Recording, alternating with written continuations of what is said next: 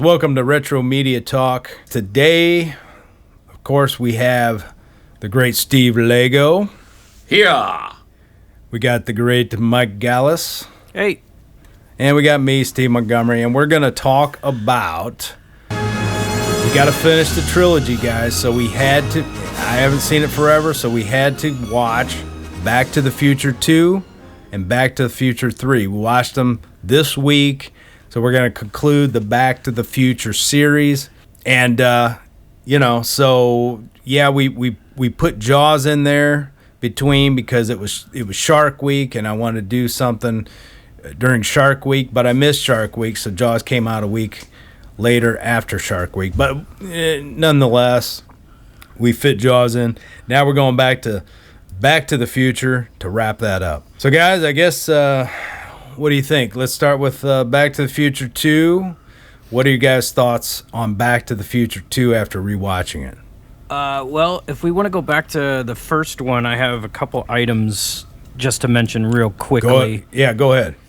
Okay, so the guy that invented the DeLorean car, John DeLorean, wrote a letter after he finally saw Back to the Future, and it says, last week I had the opportunity to see the screening of Back to the Future in New York, and I wanted to let you know that I think it was absolutely brilliant.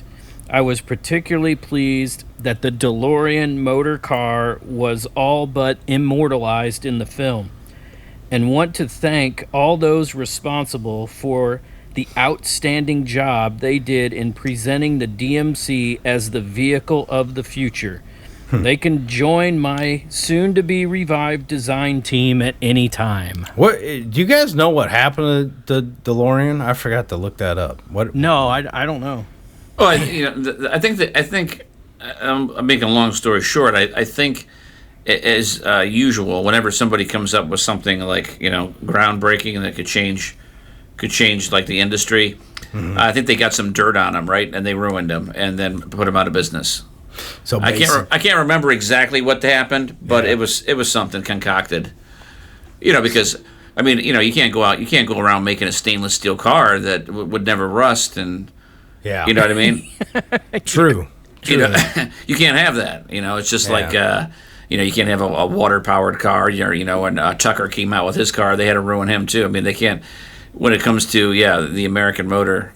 Companies, they're gonna put you out of business. Big corporations putting the little guy out. They're trying to do it to Tesla now. You know what I mean? Right.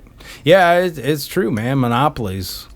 You could probably have when I was looking back at this Life magazine from 1950, there was an ad on oil in there, and it said you don't have to change your oil for 30,000 miles. What's up with that? Was that something they changed later? I don't know. It's weird. Well, I find it hard to believe, but then again, motors were pretty simple back then. They weren't as high revving, right? Yeah. And so maybe it could go a little bit longer. 30,000, that seems like a lot, though. That's like, what, do you get 3 oil changes the life of your car? That's what I'm thinking. I looked at that, I read that, and I was like, wait a minute, what's this? And I'm like, man, maybe they shortened the lifespan because they weren't making enough money. So they told everybody, hey, 3,000 miles. Get your oil changed. We're not making enough money if we tell them 30,000. I don't know. But anyway, DeLorean, that sucks, man.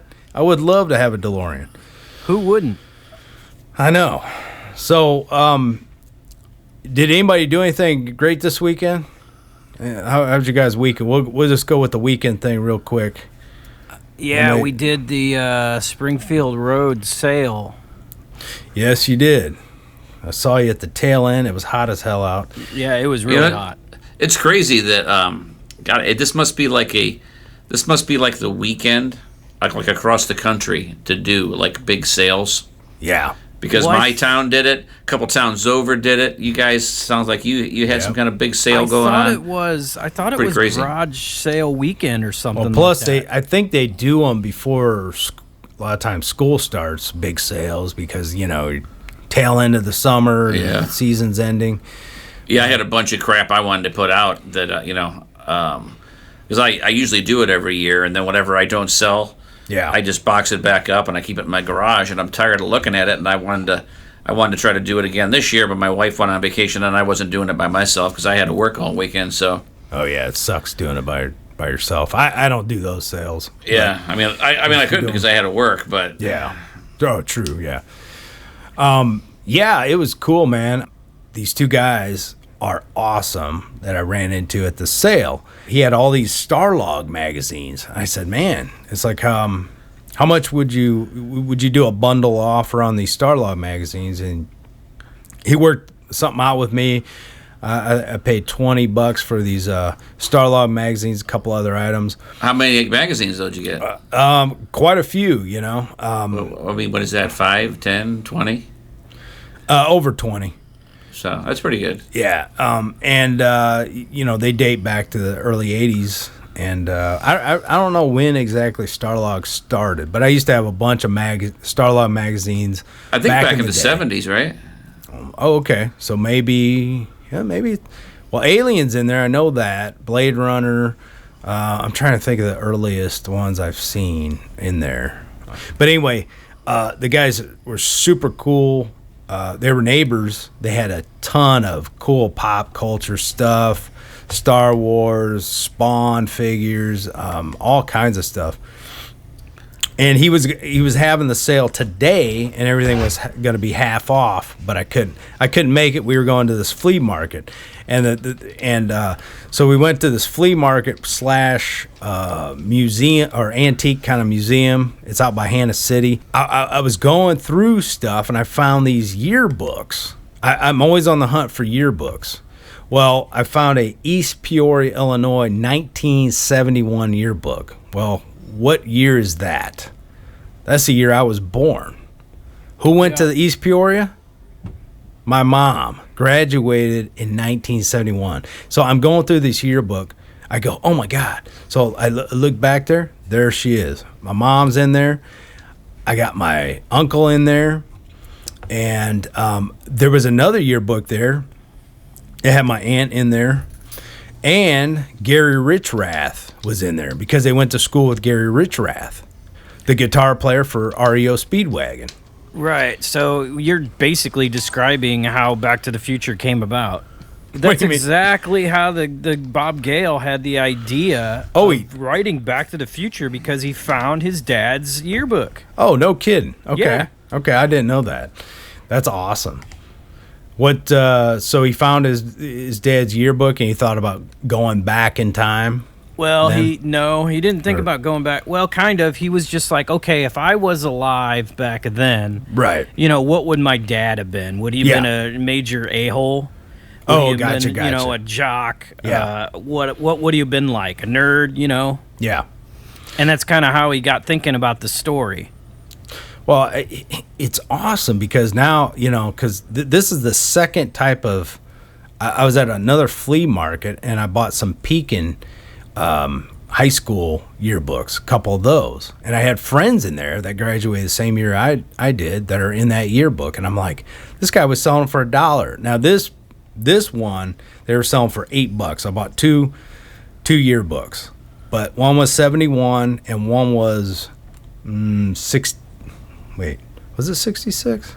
I don't know. No, I can't remember. Yeah, I think it was. Yeah, because my aunt was older than my mom, but she's in there. Gary Richrath was in there, and I go up to pay for the yearbooks, and I know I'm off topic with Back to the Future, but you got to hear this story. So I go up to the register to buy them. Oh yeah, yearbooks. Yeah, my cousin's in one of these, and I think she was the owner of the antique mall. There's an antique mall, plus there's a flea market on one side, and part of the outside they have some vendors. Not many, but it was cool. And she goes, and I go, oh, yeah? And so, yeah, Gary Richrath. And I'm like, Gary, that's why I'm one of the reasons I'm buying the yearbook is because he's in there and my aunt is in one of these with, you know, the same year. Oh yeah, I was like, man, he was a phenomenal, guitar player, and yeah, he was, and for a brief moment, I was like, he did pass, right?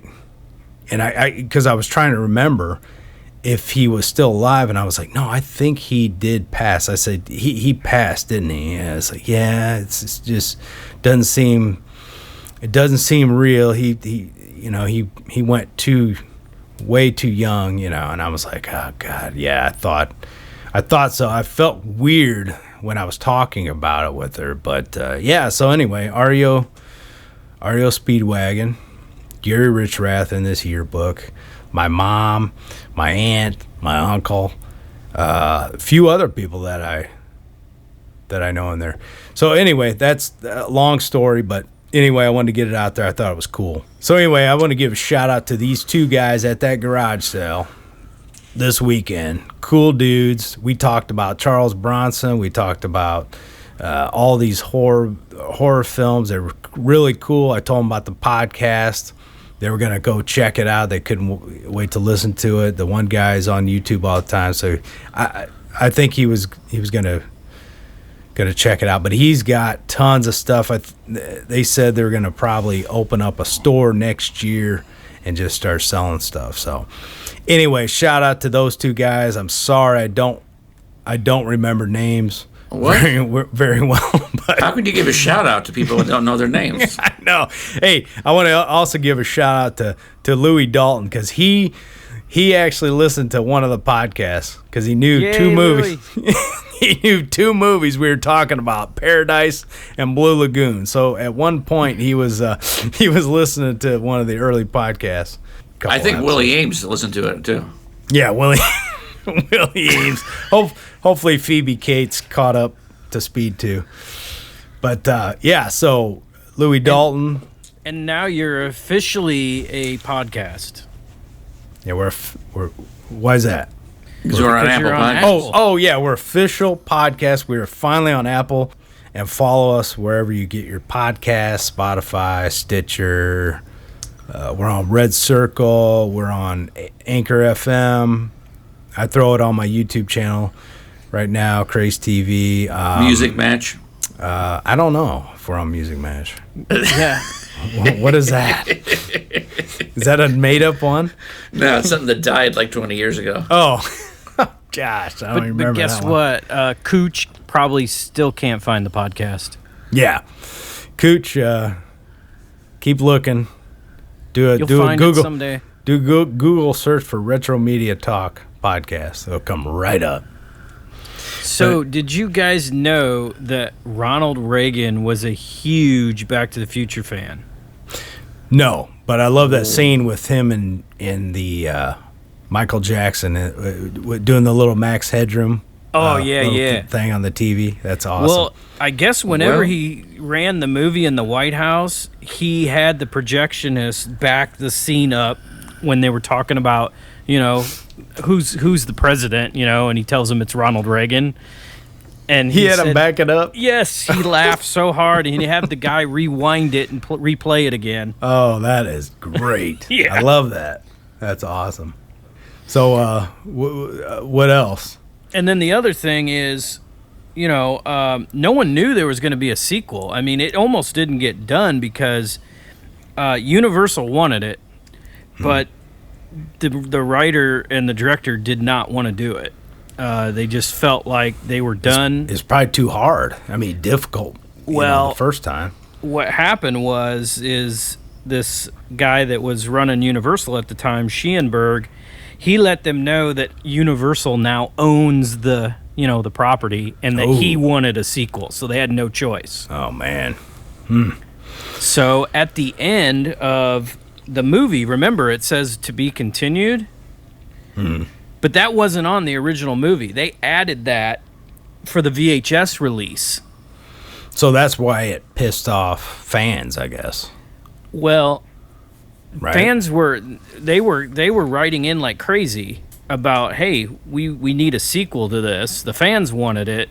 The writers didn't want to do it. They ended up having to do it, and so when the VHS came out, they put that to be continued on there.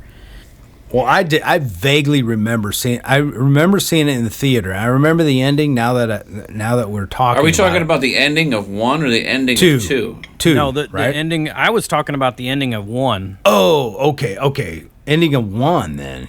Yeah, Yeah. maybe that's what it was. I remember being a little disappointed. Well, no, not 1. Maybe 2. I was like At 2, yeah, the screening, the people that first saw it were not happy because they thought it was going to be, An ending, the all-out. kinda? Yes, the Yeah. all-out movie. They didn't know that there was going to be a third part. Yeah. Huh? Yeah, because at the end they show clips of the western, going into the past, and the to be continued. That's what I hated, the to be continued, because movies. It took a year to come out, right? Yeah, but this one was a little bit different. So at the end it says to be concluded. Oh yeah, And to then- be concluded. Yeah. And then, so that came out in Thanksgiving of 89, Yeah. but you only had to wait until May of 90 to get the next part. And that became a huge deal with negotiating because I guess Gale had written this stuff out, and he's like, there's no way this can be one movie. Yeah. And they said it would have cost $60 million to make, that whole thing. Yeah. And so they threw like a big stink about it, and they were like, no, we're not doing this if it's one movie. If you give us 2 movies, then yeah, we'll do it. Okay. Well, what did you think when you rewatched 2? What was your... I know you got a good memory of movies, but what was your overall feeling with the movie? I love 2. It's probably, I love 1, but I think I actually like 2 a little bit better because here's the thing. When they were coming up with the story and everything, they thought, well, wait a minute. What if we actually go back into the first movie because no one had ever done that before? Mm-hmm. And so I think that's what I like about it is, they go back into the original movie and then you see snippets of scenes that you didn't get to see before. Yeah. That was pretty cool. What did you think, Lego, about 2?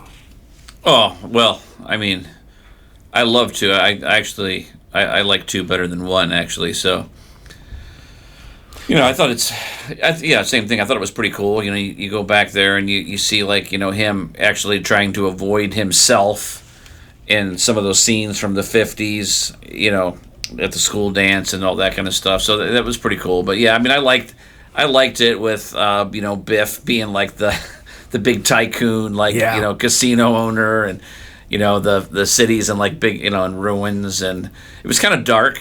It was almost like the Empire Strikes Back. It was dark. It was that Back to kind the of Future. feel to it. Yeah, you're right. It was dark. I tell you, I agree. I mean, it was action packed. It was tense. Every one of them had tense moments, but it was a tense film. Yeah, you go from 2 where it's like really intense, and then you go to 3 and it's like it's completely slowed down. It's a totally different movie. And it's way more comical. Yeah, Oh, yeah. 2? 3 is way more comical. Oh, okay. Yeah. What did you... Now, I did not... I must have missed this. I always miss stuff in movies, but I didn't know that Michael J. Fox played all the kids. Yeah. His kid. I mean, he was like busy in these movies. Oh, I know. And there's a little snippet here on how they did that. So they created this camera for Who Framed Roger Rabbit. It's called the VistaVision camera. Mm-hmm.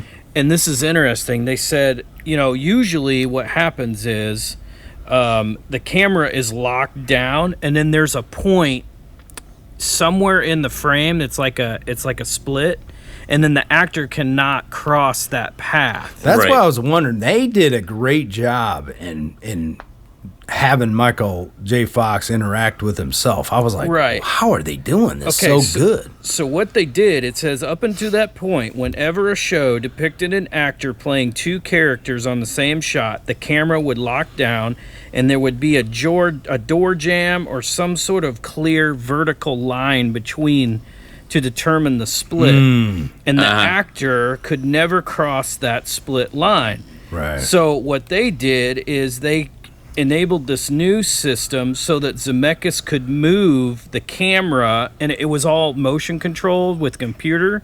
Yeah. And so it moved the same way every single take, and that's how they were able to do that. God, I would have been so lazy. I would have just hired 3 kids to play that. I wouldn't have messed around with it, man. Putting Michael J. Fox and all this, makeup. Well, I mean, and stuff. they had to do it with Biff. The young Biff meeting old Biff. Yeah. So, Yep. Yeah. Yeah, I think 2 was That probably, made sense. I mean, old Michael J. Fox, but the kids, I wouldn't have messed around with it. I would have put 3 kids in there and said, done with it, 2 had the most effect shots out of any of the other 2 movies. Oh, by far. And the third movie was the one that had almost hardly anything. Yeah. I mean, one thing that always blew my mind in Back to the Future 2 was the hoverboard. Oh, yeah. The hoverboard amazed me because I'm like, how are they getting the movement of the hoverboard to look so natural? Because you're like, he looks like he's above the ground. It doesn't look like a green screen. Mm-hmm. And that first shot where he throws the hoverboard, it did not look like CGI to me. Yeah, because it wasn't. I know, and that's where I want to go next to talk about the hoverboard. Do you want to talk about that, Gallas, or you want me to? It doesn't matter. You can mention that shot that you were just talking about when he threw the hoverboard down. Well, I was just going to mention that little part, and you can elaborate. But I don't think I don't know, Lego, if you know about this or not, but they placed rare earth magnets, and they were capable of attracting 600 pounds and they put them in 3 different places: Marty's shoes, underside of the hoverboard, and in the ground beneath the board. So, and they also attached the wires to the sides of the board, and they also used a flying harness. But that scene where he throws the hoverboard, and it just like floats, that's actually floating from magnets. Yes. Yep. That is awesome, because I thought, how are they doing that to look so real? And then when he jumps on there, obviously he's got he's got multiple stunt, doubles and stuff like that, when they're doing those stunts with the hoverboard and everything. But probably flying on I don't know how they did the car, though. Do you know how they did that? Oh, just a harness, right? I guess harness and maybe a crane. Yeah. Yeah. Oh, when they lifted the car up? No, when he was when he was behind it, like yeah. Oh yeah, riding it. Yeah. Because I saw the behind the scenes. And Okay. it was all crane.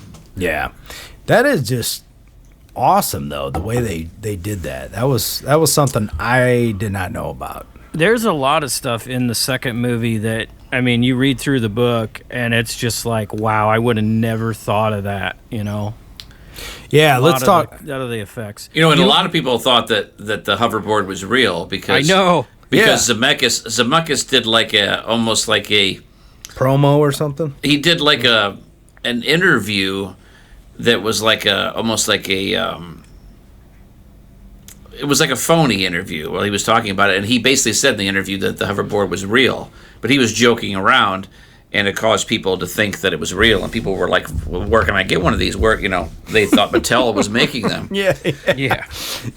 Another product placement. Plus, what was the year was 2015? Boy, we didn't get those hoverboards. Nope, and then we didn't have flying cars. We didn't have flying cars. Yeah, and the other thing about that is when he gets fired and he says, "Read my fax." Yeah. Well, those fax machines didn't do hardly anything. I mean, they faded out before 2000. Oh, yeah, big time. I did love the scene, because when you brought up the last Back to the Future, when we were talking about the original Back to the Future, you were talking about looking at the Jaws 19 poster. Mm-hmm. I totally forgot about that Jaws coming out. That would have been that would be a cool idea for theaters to have those holograms come out at you. That would be awesome. They do have something similar to that now, like in Japan and stuff. They got some crazy. Oh yeah, Japan does have a lot of weird stuff like they that. have some pretty cool, like live looking, like holograms. hologram. Yeah. That is so weird. So in the Cafe 80s, you had all these video monitors. By the way, that is a great name or a great Cafe idea 80s? for oh my gosh, can you imagine if you had a Cafe 80s right now? Well, they got 50s cafes. You'd clean I know. up. But man, you would be just killing it, man. That is a great idea cuz I was looking at that, I'm like, dude, if somebody opened one up right now, they might have one, who knows. They would be rich, dude. Everybody would go to that. Put all those old TVs in there and everything. And Oh yeah, let's do it. Let's do it, man. Dude, I would be all about it, man. We'll go down to Florida. We'll open one up right on the beach. Cafe 80s, right on the beach. There's one shot where they throw his kid over the wall there. You can see the monitors in the background, and it's showing Family Ties and Taxi. Oh, I missed that. In the background. I missed that. And then there's the toughest gag out of the whole shot of that future sequence was getting the dang jacket to dry right. Oh, okay. Because they said that if you look at it, it's one shot. He comes out of the water. Yeah. He walks over, and the camera gets a little bit close. And when they did that, he had to hit the right mark. And then they had to plug wires in there and then turn the stuff on for it to dry. Wow. Yeah. They've got some tough stuff in there. When you think of that movie coming out, it came out in 89? Yeah, 89. I mean, the technology they had.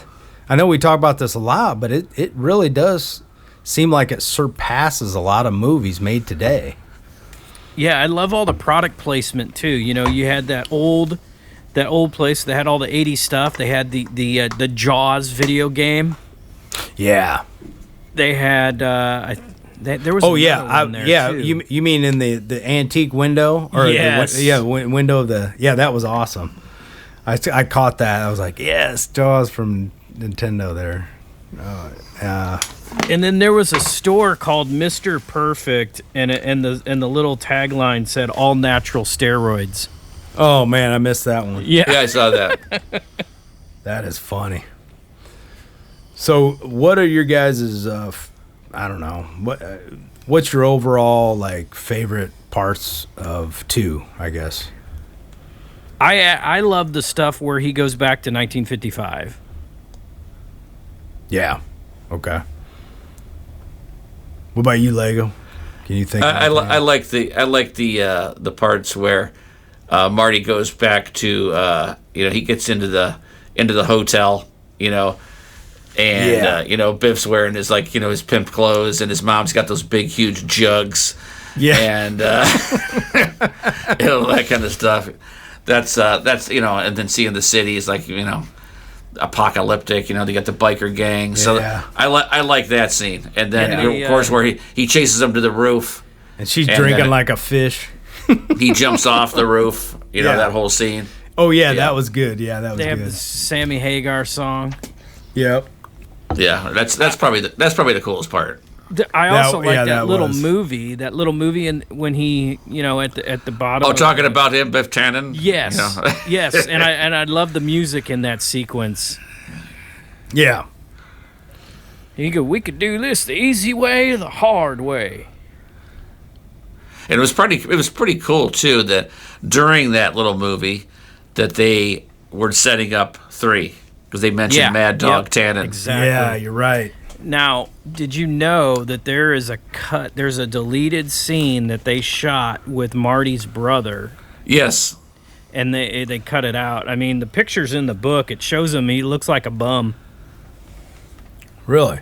Yeah, I think in the clip he seems like he's drunk or something. Exactly. Yeah. Yep, they wanted the sister to show up, but she was having a baby or something. She couldn't make it.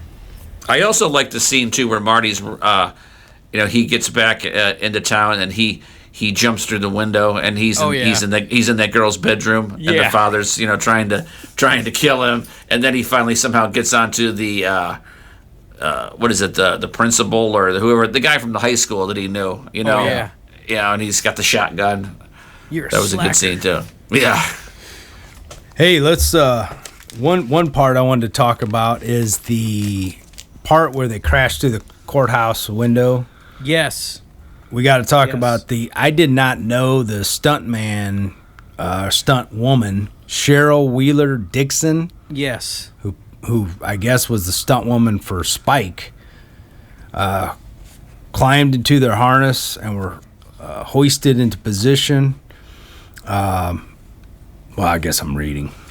But what happened was, you want to talk about this, Mike? Because you Yeah, so they were harnessed up to about 25 feet in the air.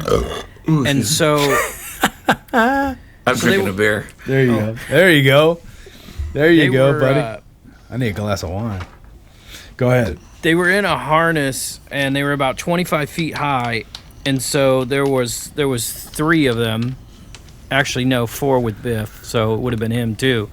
The 3 guys were on the right, and the girl was on the left, and they had mats down below. Well, what happened is you can actually see it in the film that somehow they got off course, and they ran her right into this pillar. Her hip hits the pillar, she falls down, and the glass was like all over the place. She ended up breaking I think 3 or 4 bones in her face and a couple other bones too. So she was in the hospital for a couple weeks, and then she had to have reconstructive surgeries, different ones. Yeah, but she fell 20 feet. Yeah. On the concrete. Yeah, she missed the mat. Yeah. Because there was no mats over to the left. Man, talk about crazy. I know. Yeah, she's lucky she's alive. I mean, man, that was nuts. She had a concussion and everything. Yep. But that was something I learned I did not know about. So I'm going to have to rewatch that scene and look for that. Even though I take a multivitamin, I also like to take superfoods. And the best superfood I found on the market that tastes just amazing is Brick House Nutrition Field of Greens.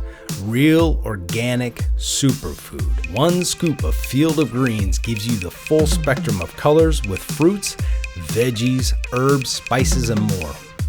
Helps with your overall well-being by aiding in antioxidation, lipid metabolism, and glucose metabolism. Since Field of Greens is made from real foods, it's technically not a supplement. This is just pure whole foods, guys, and you can get a discount right now by using coupon code HEALTHYLIFE. Just plug that coupon HEALTHYLIFE before checkout in the coupon section and get our exclusive discount.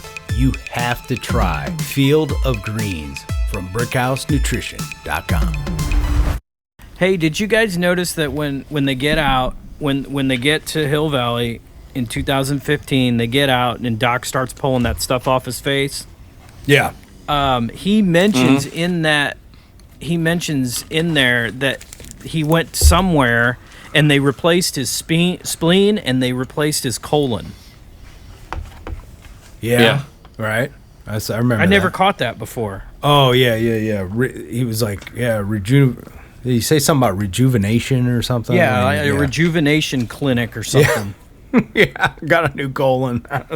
So, yeah, that's funny. Okay, so what do you guys think? Since we got to fit 3 in, what do you guys think? How 2 ended? Oh, I think it ended. I think it ended pretty cool. I wasn't quite sure. As soon as he he takes off and disappears, on the road, and then he comes running around the corner. At that point, I was really lost. Of course, it was a total cliffhanger because I'm like, well, what the heck just happened, right? Yeah. Mm-hmm. I really had no clue because they didn't give you any kind of clue what could have possibly happened. But I mean, I thought it was pretty cool because once again, the ending was involving, scenes from part one as well. You know what I mean? So it was pretty cool. I mean, if you were watching that movie back then, you would have had no idea what was going to happen next. You'd have no clue they were going to be going to the Wild West. I mean, I was going to assume that there's going to be another 20, 30 minutes of movie, thinking, well, something else is going to happen. You know what I mean? Right. Well, they kind of foreshadowed that with early on when the time circuits kept changing and it kept popping up 1885. And he's like, dang it, I got to get this thing fixed. Yeah, that's what I caught that too. I never caught that before, but I did catch you it. probably weren't looking for it first time through. Yeah, that was pretty cool. The second half of the movie, I mean, as soon as they get to the dance, that from there on out, it's just, it's very suspenseful. Yeah, very tense. Yeah, and I enjoy all the music. One of my favorite musical segments is when they burn the book. Because it uses the French horn version of the Back to the Future theme, and I really love that style that he chose for that. But when he disappears, it's like, what the heck, Right. And then they finally, explain it. Yeah, I mean, I loved it. I was just. Like I said, I think I remember seeing 2 in the theater, and when it ended, I was a little disappointed that I got to wait another year to see the third one. Yeah. I did not know, because it's like, oh man, it's going to be a third one, and, they tease you with the Wild West, the, clips of it, but... The one thing I hated about the way that ended is there's one shot in there that ruins everything, and that's in that little cut scene of the Wild West. Is they show Marty kissing Jennifer, and it's like, okay, well, we know how the movie ends now. Yeah I don't know why they put that shot in there. Yeah, that's true. I didn't catch that, but yeah, it makes sense. I just thought that's weird. So yeah, man, so let's go to 3. So 3, my favorite thing of 3 that I forgot about is when he said his name was Clint Eastwood. I thought that was great. Awesome. Yes, that was hilarious. Perfect tribute to Clint Eastwood. And it was like, what kind of name is that? Yeah, and it had like a Sergio type of, those old spaghetti westerns. Spaghetti western feel to it. Yeah, that was cool. But yeah, did you know that they built that? It was the whole town, right? Yes, they built the whole town. And here's an interesting fact: when they left that town up when they finished shooting, except for some reason the clock tower, they had to take that down. I don't know why. They don't explain it. But in 1996, ironically, a lightning bolt struck near there, sparked a wildfire, and it burned the whole thing down. Oh my gosh. What were they doing with it? Were they doing tours, or they just left it up abandoned, or what? They could have, because the people that they got permission from, they gave them permission to just leave the stuff up. Oh man, that would have been cool. Well, yeah, because it was obviously on private property then, so yeah. So they are probably financially benefiting from that. They're probably giving private tours and stuff. Oh, well, yeah, because it was full buildings. I mean, they built all the buildings, all the interiors, and everything. They shot everything there. Yeah. Man, so that was awesome. That was a full like saloon and and all that kind of stuff. Awesome. That is killer. Yeah, but if you look at the when they did the shots on the outside, and they showed the town, you could tell like that the clock tower, like Capitol building, whatever. You could just tell that was just a front facade. You know what I mean? Yeah. There was no building to that. Yeah. Also, Zemeckis invited ZZ Top to come out and just kind of look around and get the feel for whatever song they were going to write. And so they came out, they got, into the atmosphere, and then he goes, "Hey guys, are your beards real?" Oh my God. And they're like, of course they are. And he goes, get these guys in the picture. Were they in the picture? Yes, they were in it. They were in the big band. the shindig they were having. Oh my gosh, I totally missed that. And they were the ones. Yeah, they were playing the instruments and stuff. And they geez. also had special instruments made up so they could twirl them. Oh, that's Yeah, they were attached to like a waist belt or something, right? Oh, okay. Yes. Okay. Yeah. And, go ahead. No, go ahead, man. I can't believe I missed that. The guy that was taking everybody's picture for like the clock tower, Yeah. that was the director of photography, Dean Cundy. Oh yeah, I know that name. But here's the cool thing.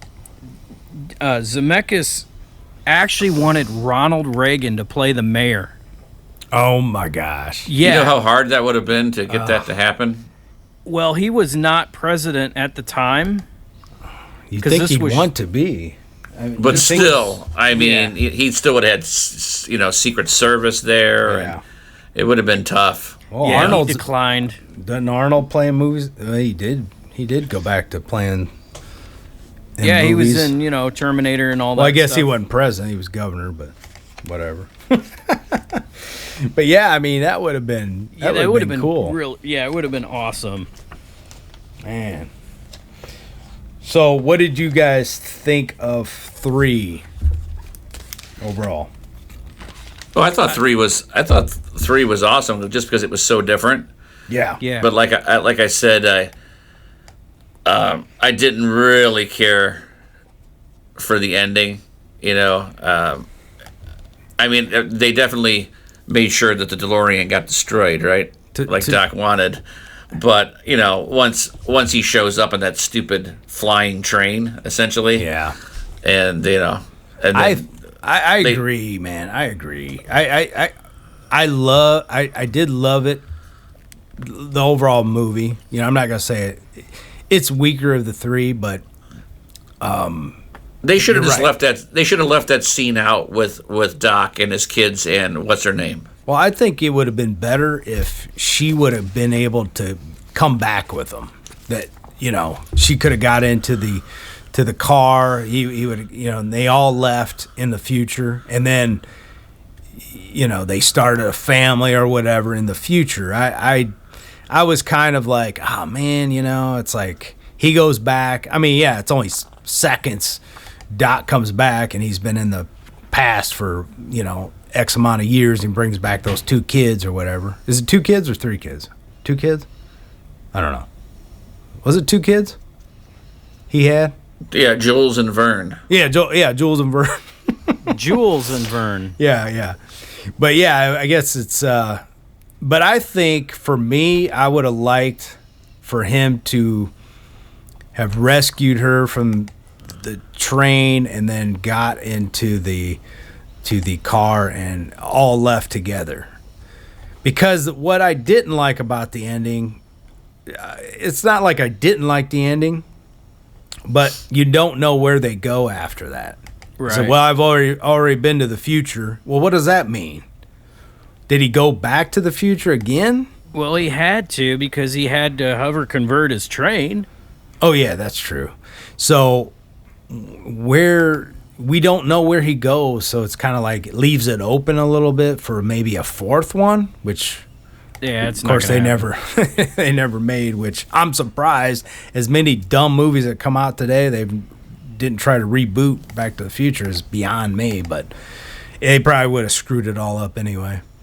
It's kind of an open thing because we don't know how the heck did he put all this stuff together to create another time machine in the past. I mean, where did he get the material?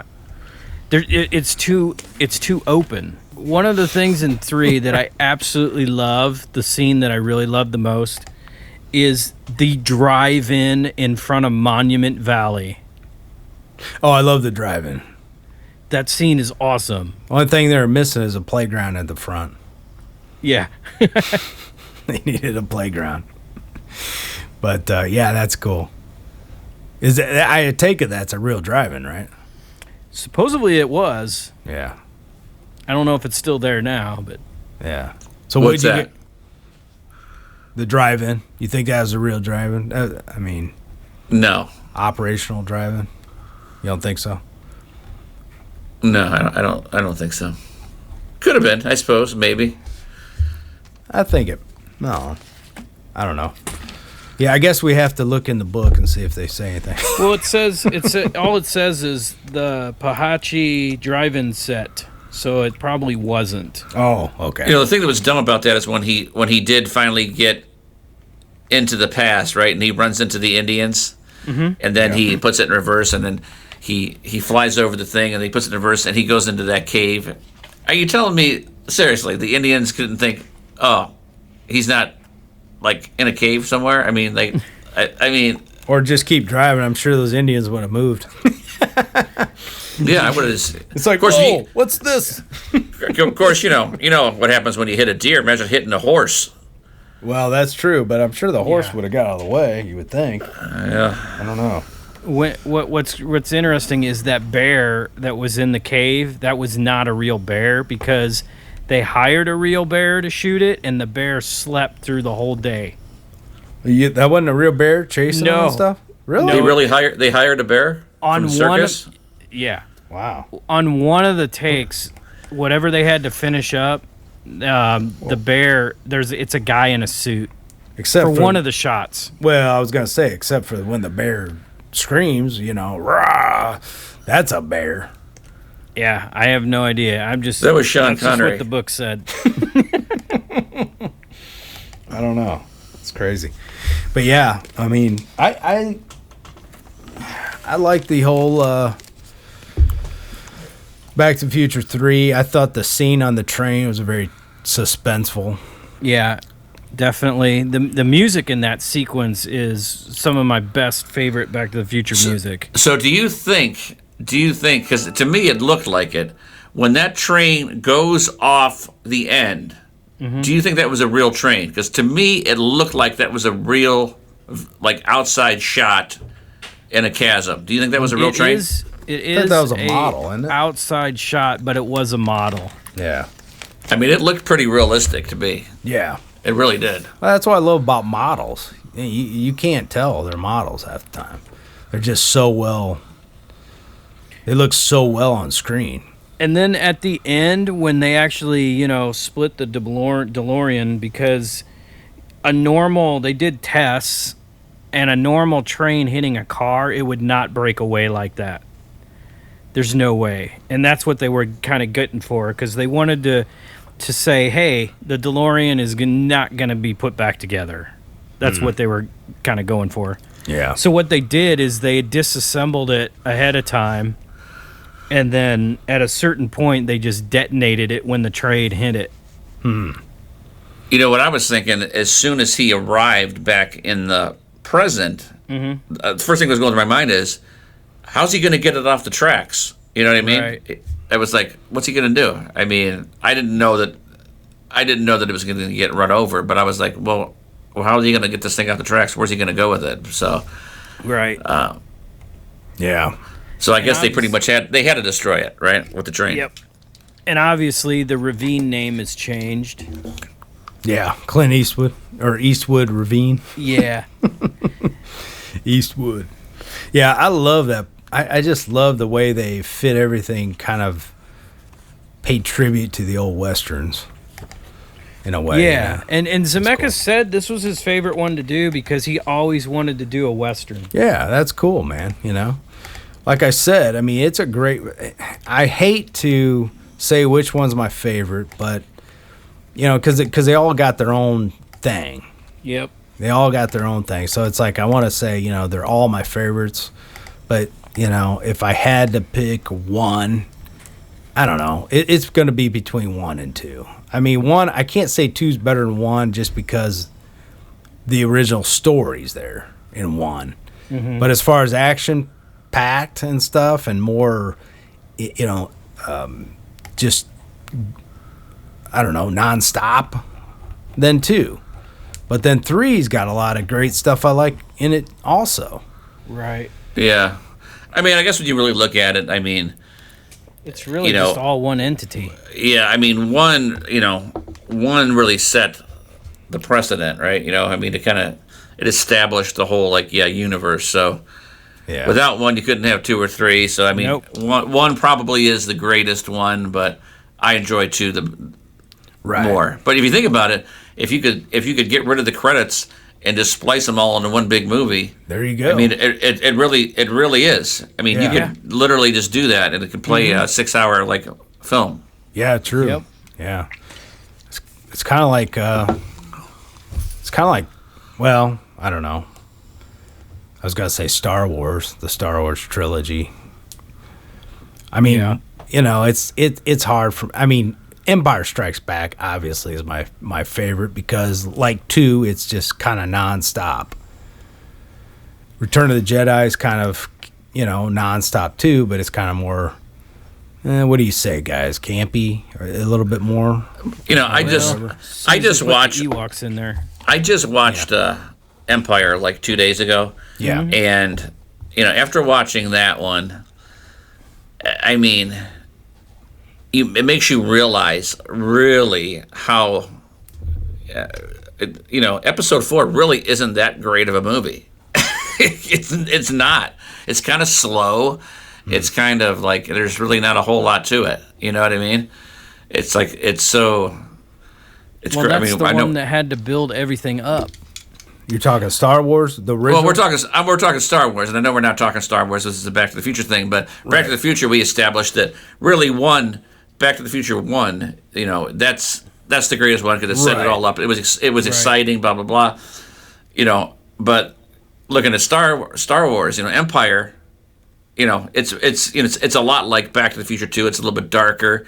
Yeah. And for me, Back to the Future 2 is the best one. Empire is the best one. But as I look back at Star Wars, Right. and I know this is the Star Wars podcast, Star Wars, Episode 4 is nowhere near as good. No, it's slow. It is as slow. Empire. There's not a whole lot to it, really.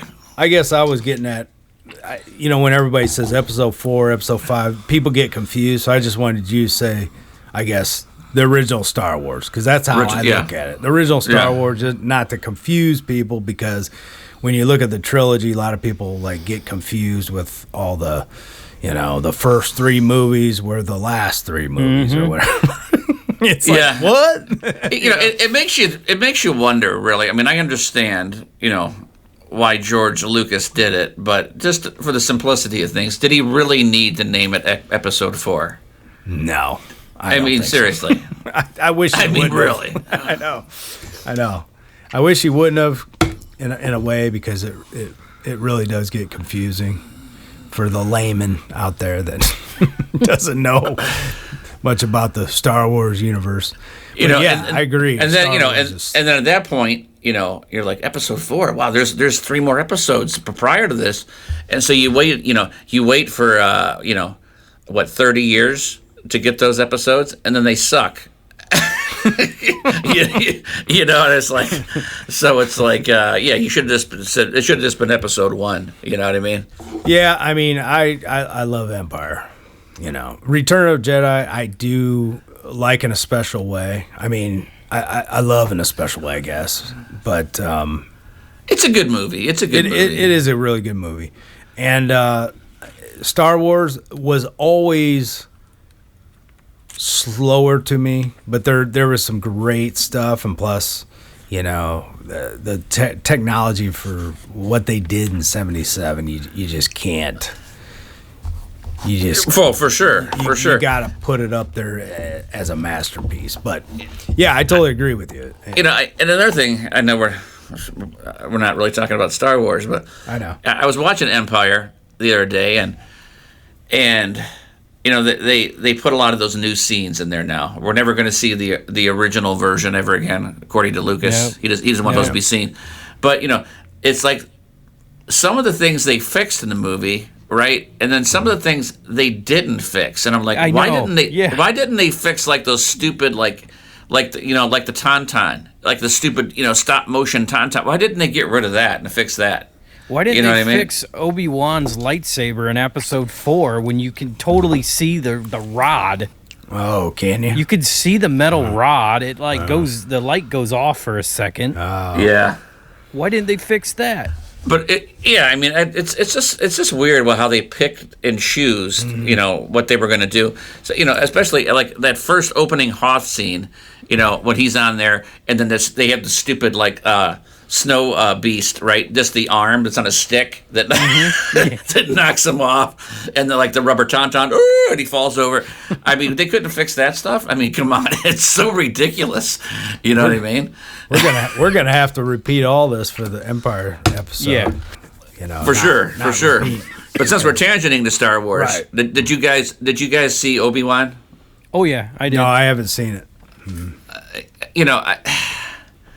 I liked it. I actually really, really enjoyed it, but it's like I just don't like how it ended. I mean, really? It ended. Is it totally ended, or is it continued? Yeah. I mean, they basically left it off where episode 4 is going to just pick up. Boom. I mean, that's it. I mean, not exactly. I mean, we don't know. Andor's coming out, and that's going to change everything again. But I know that what's his name was talking about. Ewan McGregor was talking about how him and Hayden Christensen would like to do more of the series, but the way they ended it, you really can't. You know what I mean? Why can't you? Because they kind of ended it where Spoiler. Well, Kenobi Kenobi's now in Tatooine, and Luke is with Baru and Uncle Owen and yada yada. Everybody's in their places. There's really, what are they gonna do? I mean, what can they really do? They'll come up with something. Hey, Retro Media Talk listeners, we have a special for you. If you want to get 10% off at Zavvi.com, Zavvi.com,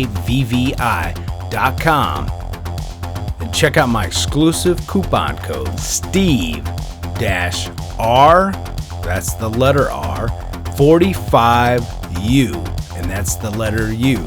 So Steve-R45U. Zavvi carries a wide range of pop culture merchandise, everything from exclusive Blu-rays, all kinds of gaming stuff, music, anime, Funko, Hasbro, Lego, all kinds of brands, all kinds of horror stuff. And the best part about it is they got a flat rate shipping. $5.99 flat rate shipping. Zavvi, Zavvi.com. Use my coupon code, get 10% off. Steve-R,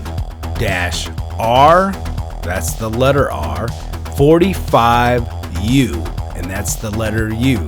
So Steve-R45U. You guys are going to love shopping at Zavvi.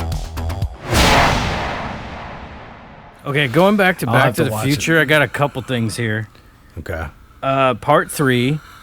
I've not seen it. I don't know if it's on like the Blu-ray or whatever, but there's a deleted scene. I don't know if they released it, where Mad Dog kills Strickland. Yes, I saw that. It's on the Blu-ray extra features. Oh, shoot. Yeah, I'll have to watch the special features. I didn't know that. And then some of the train sequences were actually shot backwards. Oh, okay. Specifically when the DeLorean does a wheelie, I guess it was extremely dangerous for that to happen. So they had to like somehow rig it up and shoot it reverse. Hey, that's crazy. But that just reminds me of another scene. Do you remember? Obviously, you guys remember when Michael J. Fox gets hung. Yep. And you remember, well, Michael J. Fox told him, hey, I'm going to make this really realistic, blah, blah, blah. Well, he had his fingers, like, they put him in a harness and everything, but they had his fingers. He put his fingers around the rope or whatever, and somehow he pressed on the wrong artery or started closing off his artery, and he actually passed out during a hanging scene. Yep. Did you guys hear that? Yeah.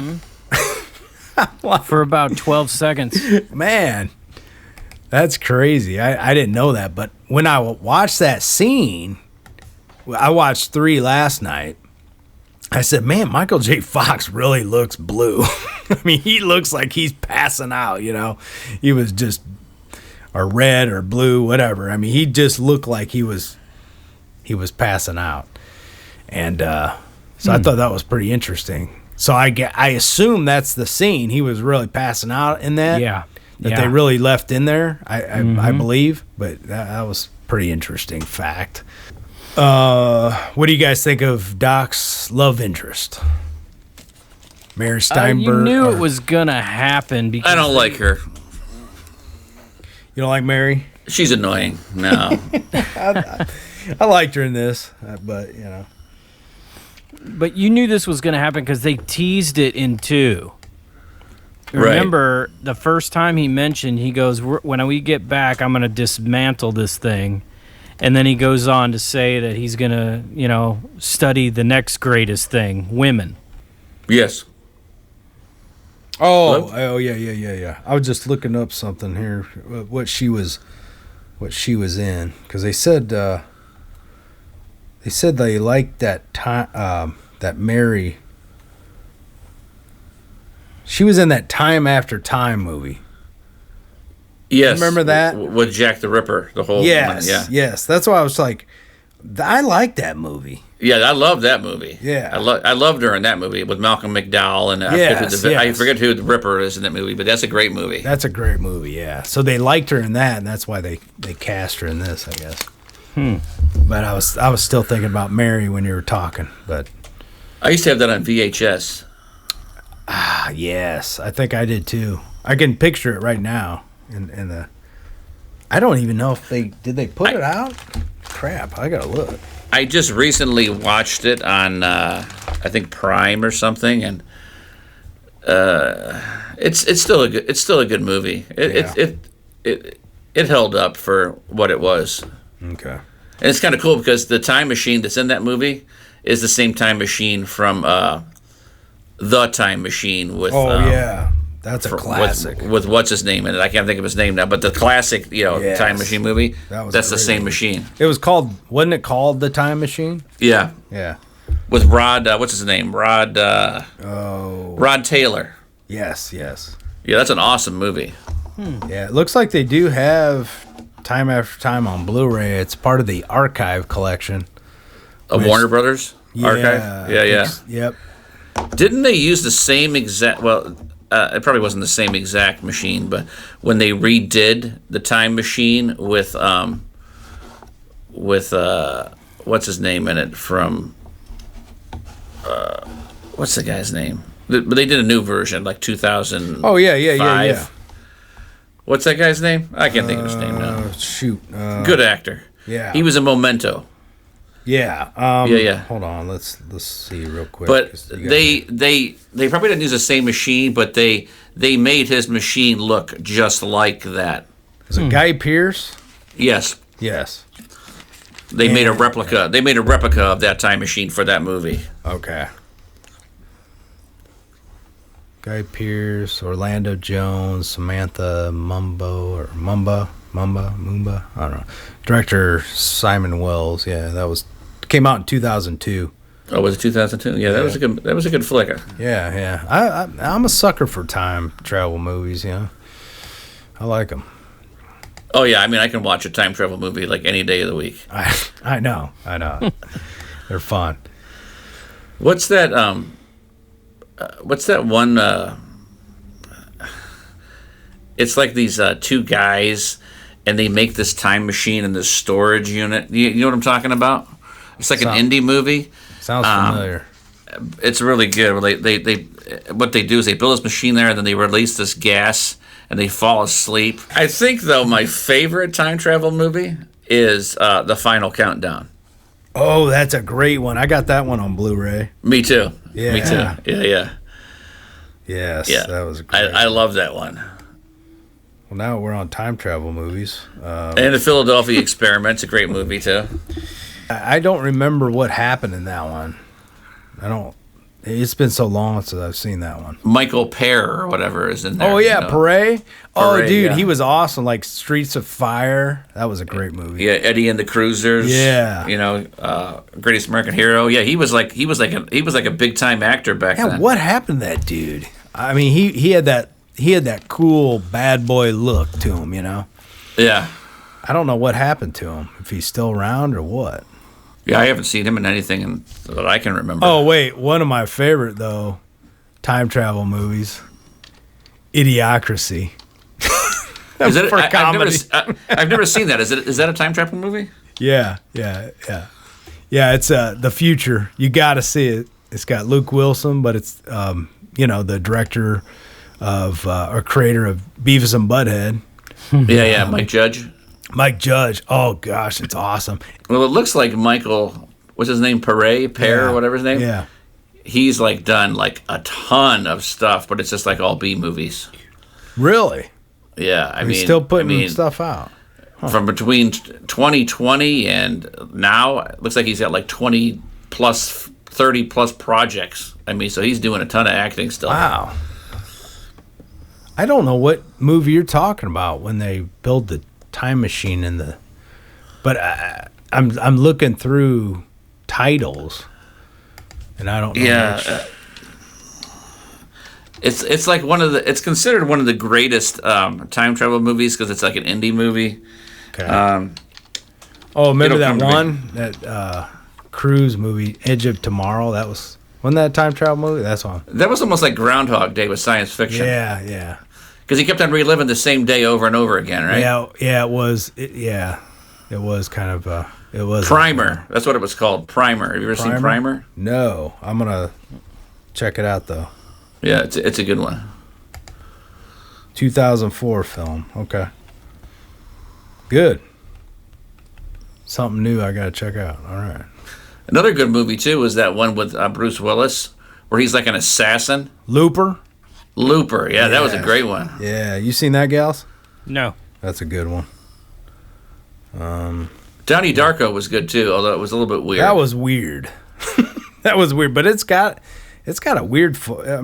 I guess a cult following, but I don't know. Yeah, it's got a huge cult following. I'll have to watch it again because the first time I watched it, I was like, "What is this?" The director's cut is makes a lot more sense. Oh, okay. Yeah, because it confused me.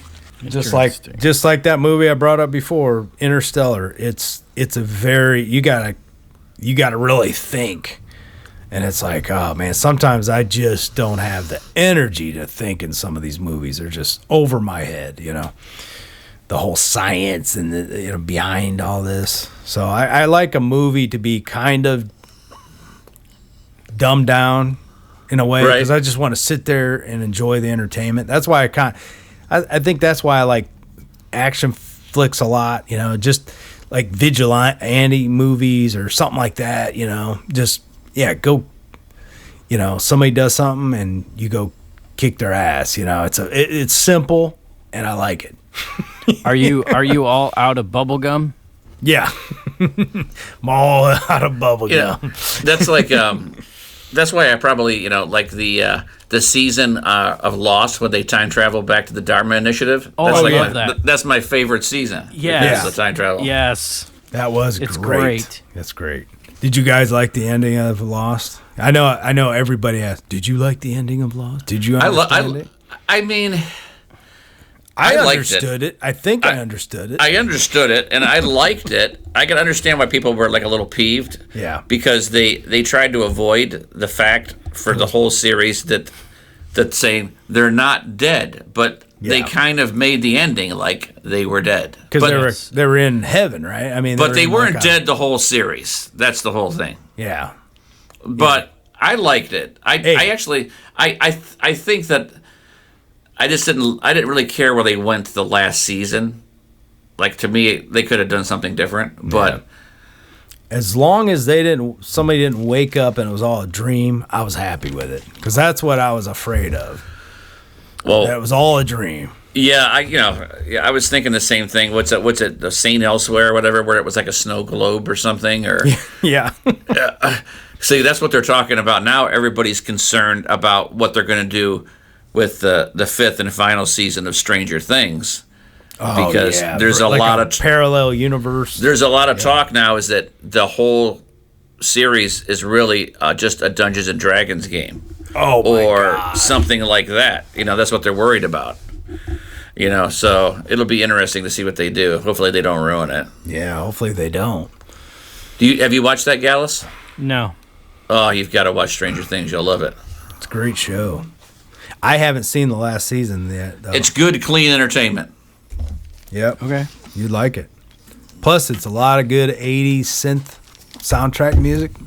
So, yeah, we got off track a little bit. Yes. We covered Star Wars. that. We covered time travel movies. But I will say that I ordered this Blu-ray, the Blu-ray set for Back to the Future off of Amazon. Yeah.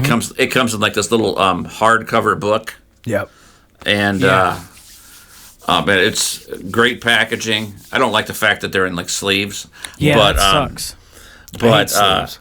But the packaging was awesome, and the tons of special features, like hours and hours and hours. I think there's like 16 hours of special features or something. Yes. It's pretty cool, and I think I paid commentaries too.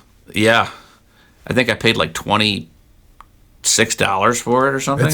It was at a great price. But here's the new thing. Here's the thing I'm worried about. Okay, on the third one, because the set that I had, like the first Blu-ray that came out for it, they copped out on the commentary for the third movie. What it was some film school. Oh gosh, we might as well do that. They had the actors show up, and they were just kind of talking loosely about it. It wasn't really a commentary. Oh, so they my actually question: had the actors, but do they have an actual commentary for the third one, or is it that crappy film thing that they did? I haven't listened to it. Okay. But a lot of times, when there is commentaries, usually I found that most times there's not a whole lot. Once in a while there'll be a movie and it'll be like, oh, this scene I remember so and so did this, but there's usually not a whole. There's usually not a whole lot of like enlightening stuff in most commentaries, but sometimes there is. But for the most part, I've listened to some good ones and I've listened to some really boring ones. Right. Yeah. The one for the actual Superman the movie, that commentary is awesome. Cool. I hate when they do a commentary where they'll like say something and then it's like 5 minutes of silence. Oh, Right, yeah. right. I was like, come on, dude. I'm going to fall asleep here. You think they'll ever make another Back to the Future? You think that's totally done for? I think some day in the future, because that's just the way Hollywood is now. They just keep on recycling stuff. So they will. Obviously, it won't be Michael J. Fox. Right. And Christopher Lloyd, but yeah, they're going to pull it out of the mothballs at some point again. They are. You think it'll be can't. like his They kid can't come up with something original. They can't. Yeah. So they'll probably do something with his kid maybe or something like that. It'll be something bad like the latest Bill and Ted. That was horrible. Yeah. Well, I do know that the writer and the director both said as long as they are alive, they will block every attempt at trying to remake these. Oh, that's good. That's good. They do not want it done. I'm glad because I don't want them to screw it up unless it's them doing it. Yeah, if they all of a sudden come up with an idea, who knows? Yeah, and if they got the script of somebody with the idea and they supervised it and made sure it was all done correctly, I'd be good good with that. Other than that, what do you guys got? Any last thoughts on anything on Back to the Future related? I don't think. Let me see if I got anything written down that I forgot to talk about, but I think. The only thing I can think of covered everything. Is that definitely if it's been a while since you've seen the movie, like I said, pick up that Amazon Blu-ray deal and watch it on Blu-ray. It's a great transfer, a lot of special features, and we didn't even go over the transfer. So you love the transfer, doesn't it? Man, for a whole new movie. Oh, it was so crystal clear. Yeah. 3 looked like it was a movie that came out like 6 months ago. I mean, know. it was that crisp and clear, and it looked so good. I wish that I could watch the 4K versions because I have them, and my TV doesn't do HDR, so I can't. Well, I don't know Which how would much make better a it huge could get difference. because No, it looked it just stunning. does. We watched Jurassic World: Fallen Kingdom on a projector at work, and it looked incredible. Yeah. That was a 4K projector. Really?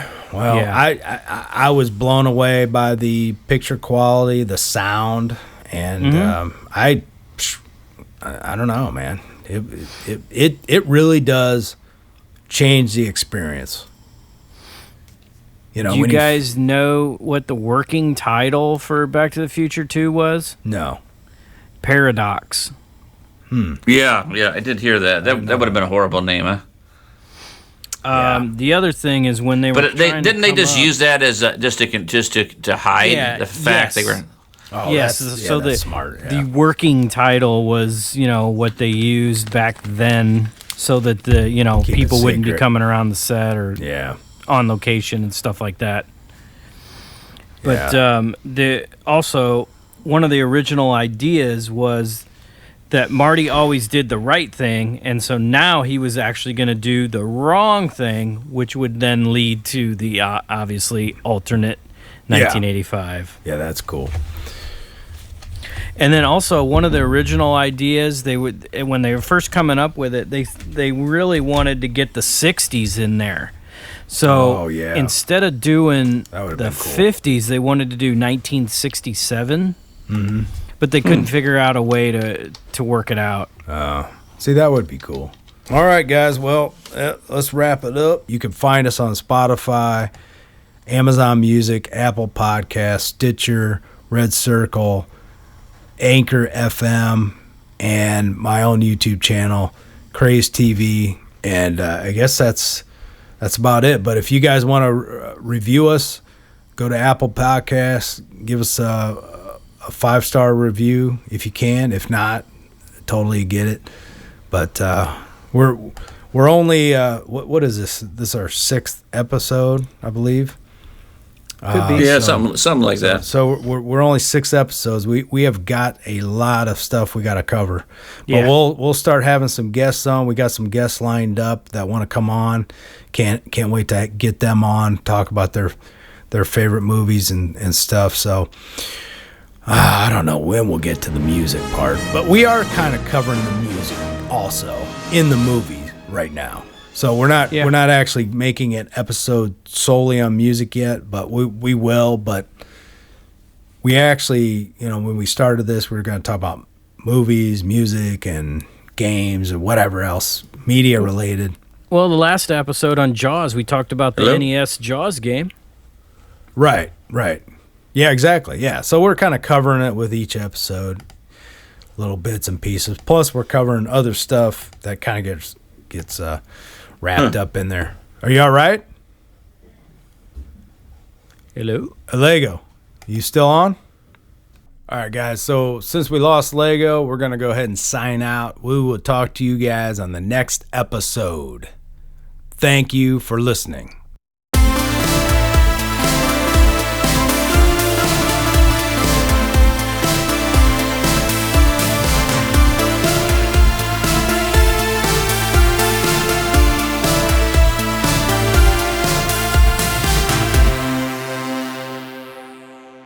Hey guys, do you want to get an exclusive 10% off Entertainment Earth? This is the most abundant pop culture merchandise site on the net. You gotta check it out. Everything from action figures, collectibles, exclusives, all kinds of toys. You have to check this out, guys. And you can get an exclusive 10% off with our coupon code and special URL all put together at PopEnvyShop.com. PopEnvyShop.com. If it doesn't work the first time, just refresh with our link at PopEnvyShop.com. Everything in your cart should go down to 10%